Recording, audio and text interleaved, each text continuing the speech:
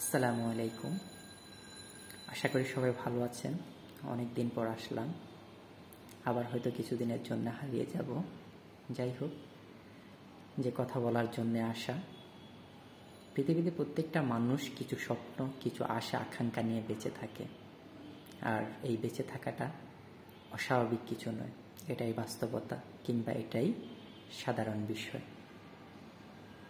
আমাদের ধর্মীয় দিক নির্দেশনা রয়েছে। রাসূল সাল্লাল্লাহু আলাইহি সাল্লামের একটি হাদিসে এমন আছে যে উম্মতেরা যেন আল্লাহর কাছে আশা নিয়ে বেঁচে থাকে, কিংবা তার মালিকের কাছে আশা করে। তো আমাদের সবার জীবনে আশা থাকাটাই স্বাভাবিক আমি মনে করি।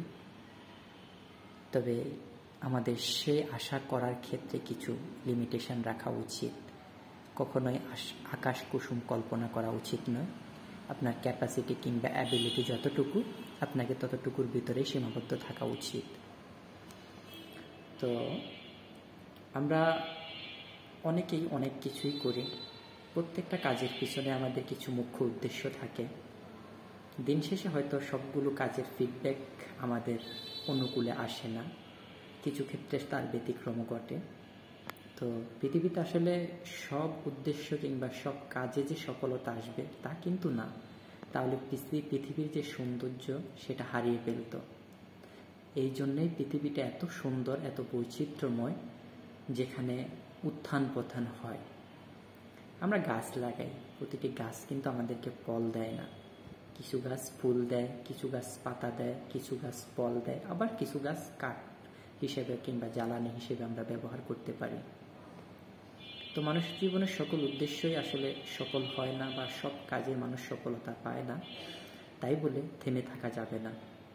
নিজের লক্ষ্য কিংবা উদ্দেশ্যের পথে অটুট থেকে নিরলস পরিশ্রম করে যাওয়াই মানুষের বৈশিষ্ট্য এবং একমাত্র ধর্ম বলে আমি মনে করি।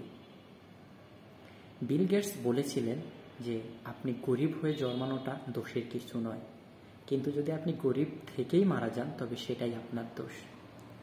সুতরাং বিল গেটসের এই বিখ্যাত উক্তিটি আমাদের জীবনকে বদলে দিতে পারে, যদি সেটি আমরা মন থেকে উপলব্ধি করতে পারি। তো আশা করি সবাই বুঝতে পেরেছেন যে আমরা আমাদের যেখানে যে অবস্থাতেই থাকি না কেন, যে অবস্থাতেই আছি না কেন, আমাদের প্রত্যেকের উচিত যথাসম্ভব নিজের পরিশ্রম, সততা, দক্ষতা ও আদর্শ দিয়ে নিজের ভাগ্যকে পরিবর্তন করে নেওয়ার চেষ্টা করা।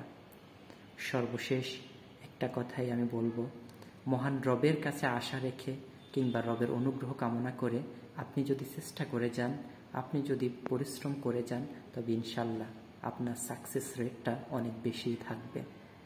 তো সর্বোপরি মহান রবের নিকট অগাধ বিশ্বাস আর ওনার সাহায্য কামনা করে নিজের জায়গায় কাজ করে যান, সফলতা আসবে ইনশাল্লাহ। ধন্যবাদ সবাইকে, ভালো থাকবেন।